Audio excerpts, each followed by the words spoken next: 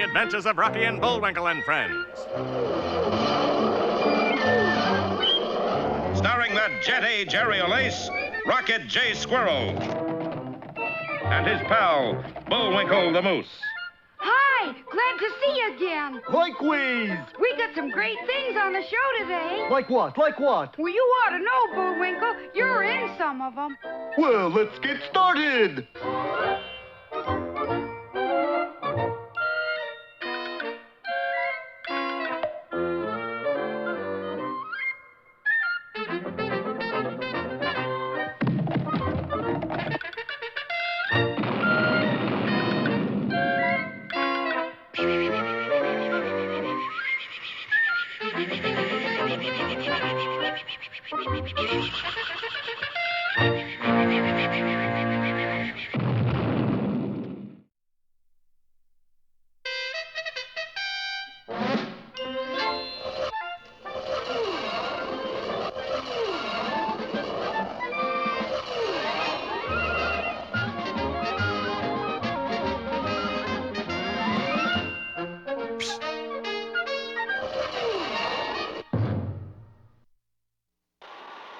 Well, when last we saw Bullwinkle and Rocky, they were plunging straight downward toward...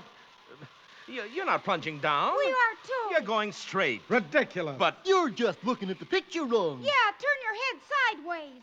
No, the other way. Oh, well, that's better. Yes, our heroes were plummeting toward the ocean far below. That's better. But first, a brief word about the plot. Very brief. It all started a few days ago with Professor von Beche's theory of the polar flip. Yeah, you see, the ice at the North Pole is getting heavier and heavier, and the whole world's starting to flip over this way, which means that the new North Pole, or as we call it, the West Pole, will be somewhere in the Pacific Ocean. But if we get there and melt the ice, maybe it'll flip back again. So that's why we were headed west when we ran out of gas. I still think we're headed west. Yeah, maybe we'd better bail out, Bullwinkle. Bail out? We're not sinking, Rock. We're falling. If only we had a little more gas. Well, maybe we brought along an extra can. Let's look through the luggage. Good idea, Rock. Let's see. Here's some ice skates, a whiffle ski bolt. Hey, what's in here? Don't open that. Gee, what was that? That was my collection of soap bubbles. Say, here's a copy of the Congressional Record. What's that for? I use it to press flowers in. Let's see, 3 pounds of Gruffy dust. Bullwinkle, that's it. Gruffy dust? We gotta wait till the dark of the moon if we're gonna use... No, the Congressional Record. I don't want to quibble, Rock, but this is no time to catch up on your reading. You don't understand. This is a jet plane, right? Right. And a jet is nothing but a lot of hot air, right? Right.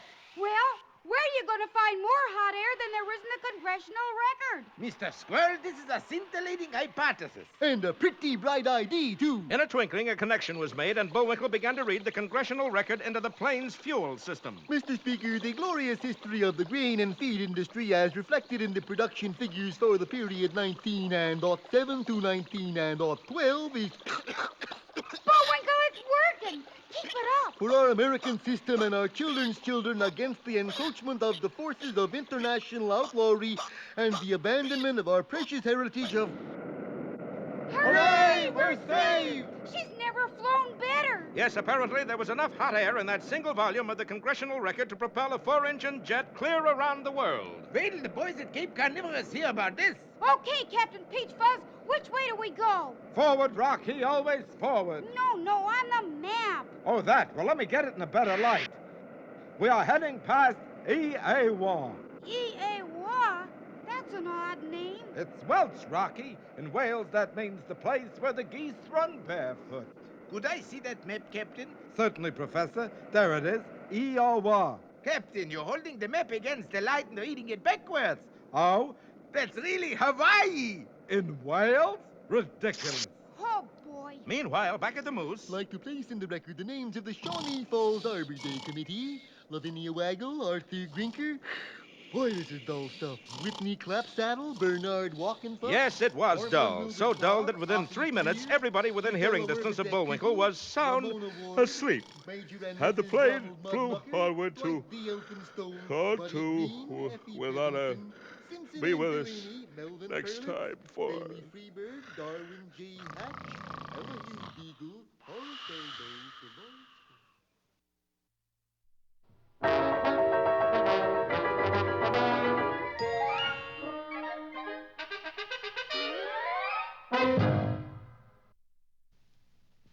Eeny, meeny, chilly beany. The spirits are about to speak. Are they friendly spirits? Friendly? Just listen.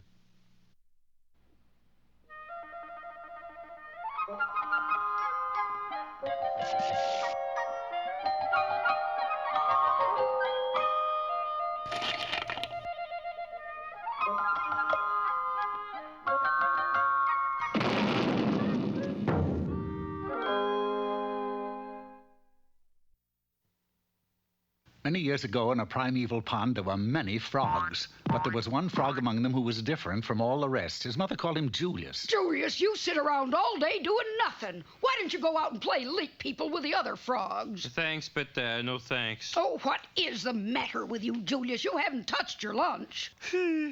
People have more fun than frogs. Yes, I guess they do. Now eat your flies. But it's no fun eating flies. In fact, being a frog is no fun, you know. If you want to have fun, you got to be a people because... I know. People have more fun than frogs. Yes, that was the trouble with Julius. People did have more fun than frogs, and he knew it. For many was the time he would sit by the road leading to the great kingdom and watch the people as they passed. They were all having fun. Julius couldn't stand it any longer, and knowing that he could never be happy unless he was a people, while the little frog hopped off into the dark woods to do something about it.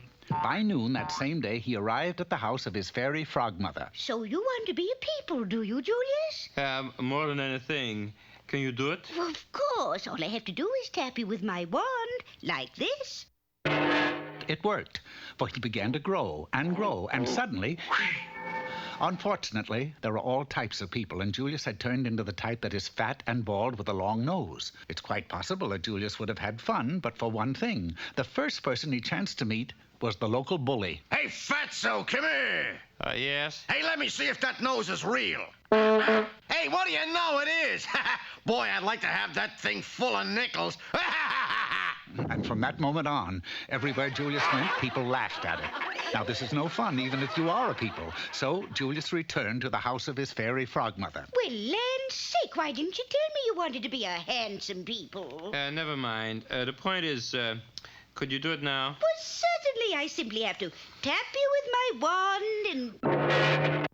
When the smoke cleared, he had been changed into a fine, strong, handsome young man. Now, certain that he could begin to have fun as a handsome people, Julius hurried back to town. It was then that another unfortunate thing happened. The evil king of a neighboring kingdom declared war. And Julius was drafted. Army life was not easy on Julius. Name? Julius will run us. Where were you born? In a pond in New Jersey. Very funny sign here. Next. Good heavens, where did you get those flat feet? Well, it's simple, you know, like you say, I'm really a frog and... Very funny. Next. Turn your head and cough. Hey, hey, he, hey, hey, her, hey! There were months of drilling, marching, and intensive training. Then finally, Julius was marched into battle where his luck ran true to form, for Julius was the first casualty. Weeks later, when he was released from the hospital, Julius once again hurried to his fairy frog mother. I'm telling you, frog mother, I could not stand to go through a thing like that again, you know. So, like, you gotta make me 4F. All righty.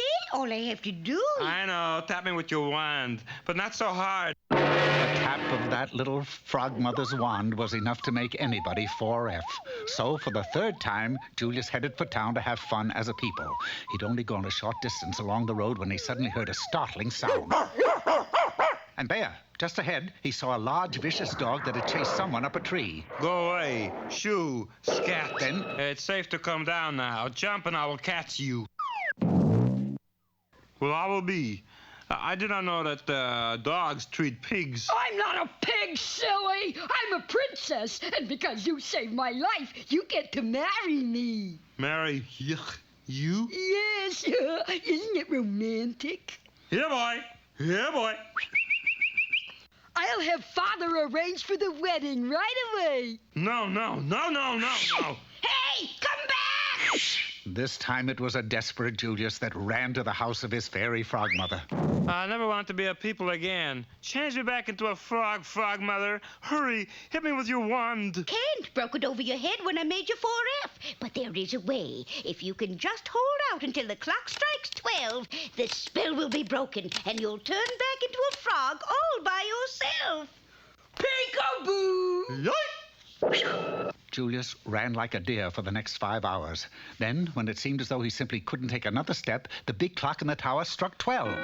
And with a blinding flash, Julius turned back into a frog. And he never did have any fun. Now, one would admit that this is rather a sad tale of a frog, but don't feel too badly because not a word of it is true, for you see, it's a well-known fact that frogs don't have tails.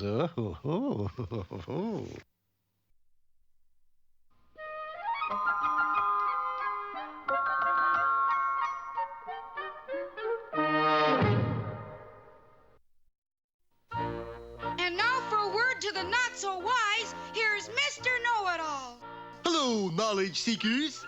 Today's subject is how to train your doggy for fun and profit. To train a doggy, you need 2 things. A trainer, that's me, and a doggy. A small doggy.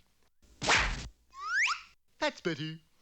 The first thing to do is to make friends with the doggy. Take his little paw in yours and shake hands just like he was...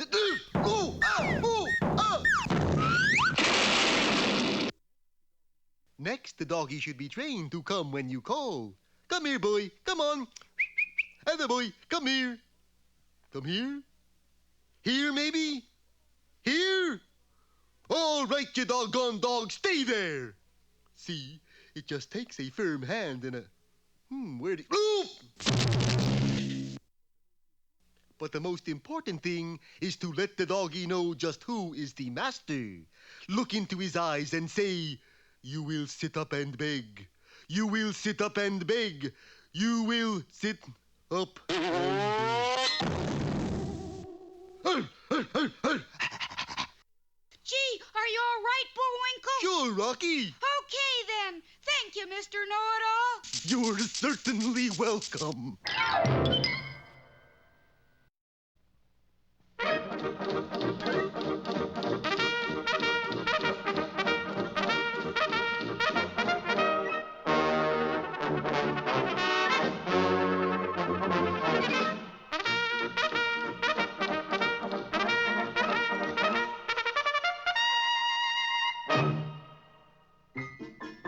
It was springtime in the Rockies, the Canadian Rockies, that is, and all the marigolds were in bloom. People would come from miles around to see the marigolds. All the people except Dudley Do-Right. He was allergic to marigolds.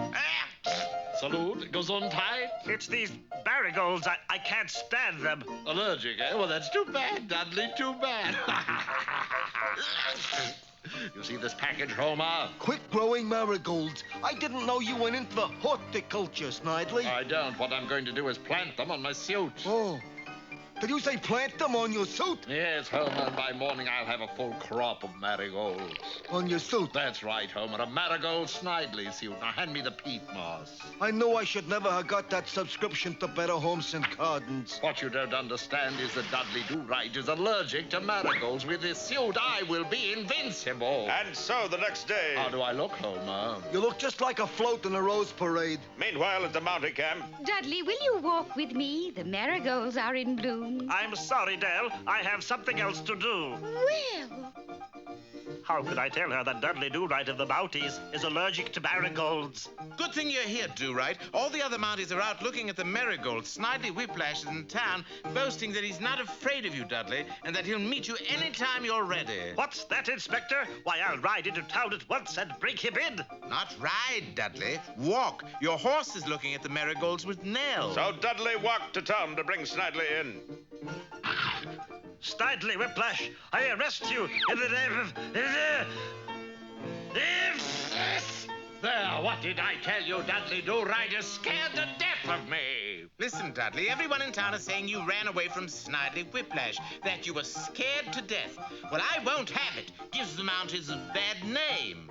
I want you to go right back into town and not come back till you bring him in. And that is an order. So Dudley tried bandaging his nose, hoping in this way not to breathe the deadly fumes of the marigolds. And with his bandaged nose, Dudley didn't breathe in the fumes of the marigolds. Dudley couldn't breathe at all. Air! Dudley tried a gas mask, but that didn't work either. Help! Help! What is the matter, Dudley? Is it because I took your horse to see the marigolds? Don't mention the word marigold to me, Nell. I'm allergic to them. Well, there's nothing wrong with that. A lot of people are allergic. But I'm not people, Nell. I'm a Mountie. And besides, Snidely Whiplash is wearing a marigold suit. A marigold suit? I can't get within 2 feet of him. Well, who would want to? But you don't understand. I've got to bring him in or the inspector won't let me back into camp. Listen, Dudley, I have a plan. I'll sneak over to Snidely's shack and plant some crabgrass on his marigold suit. Do you think it'll work? You know what crabgrass does to marigolds. Did you water Miss Suit, Homer? I left the sprinklers on for 15 minutes like you said.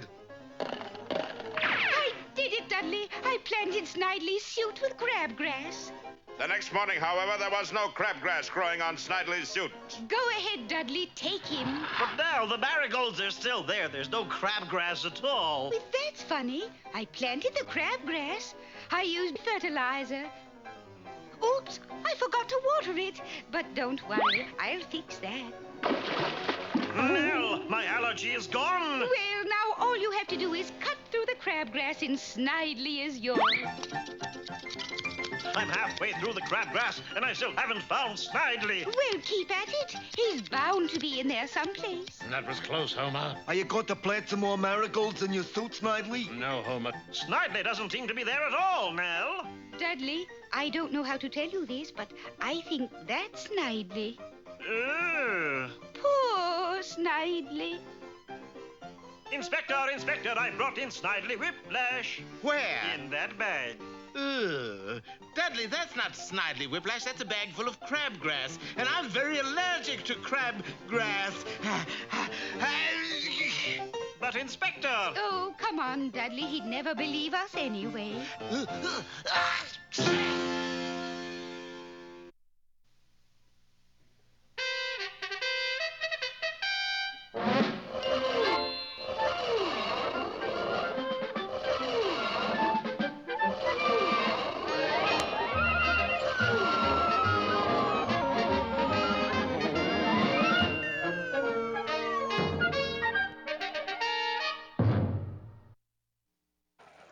Harvey Flitch, Casper Puddingstone, Marvin Geld, Elizabeth Ogle, Sinbad Brittle, What? Oh, yes. In our last episode, Bullwinkle began to read the congressional record into the fuel system of our hero's jet plane to provide them with enough hot air to fly to their destination. There was plenty of hot air, all right, but unfortunately, he ran across the membership list of the Shawnee Falls Arbor Day Committee, and the steady drone of names soon put everybody to sleep. Including the narrator. Yes. As a result, I don't know where we are now. Do you, Rocky? No? Do I what? Oh, never mind. Captain Peach Fuzz. Avast the fantail and capstan, the landlubber, and... what'd you say? Professor Von Beige? Let's sign up with the other side, Otto. Those Russian winters allow... Professor, where are we? We are there, that's where. Where is there? There's where is there. Sure enough, when our heroes looked down, they saw a small Pacific island directly beneath them. Gee, it's sure pretty. That's the new North Pole? Jawohl. Sure ought to pep up the tourist trade. I wonder if the natives are friendly. Well, we'll soon find out. That was true, for at that moment, down on the island, a band of natives was preparing a big welcome for the boys under the direction of the native chief, whose name was... what is your name, Chief? Aloha, Kimosabi. Allow me to introduce myself.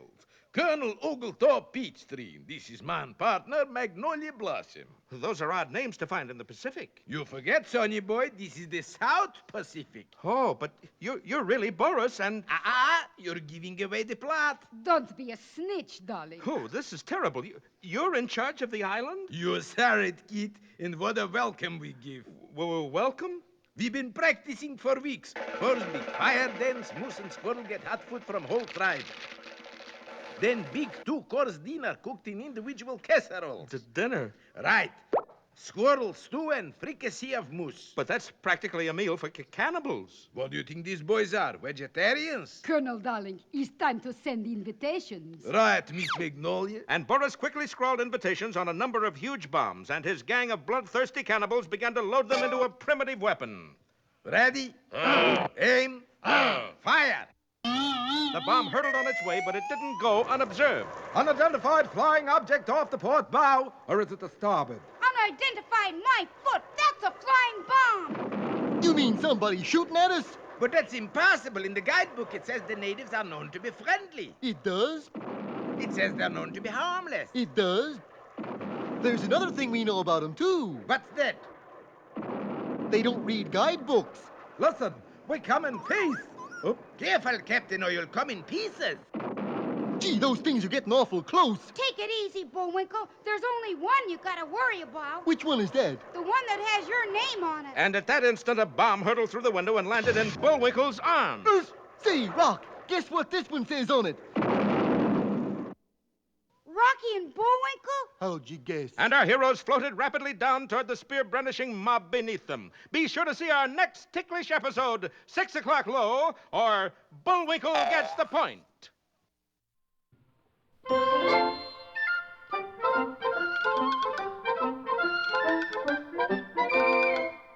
Well, I guess that about wraps up another Rocky show. Certainly hope you enjoyed it. I did. I always say. Bullwinkle, time for us to go. Already?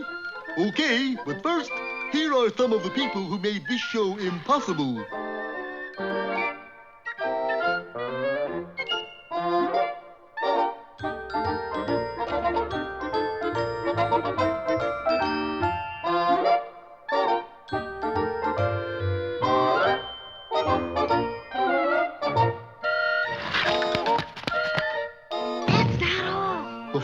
Get tired.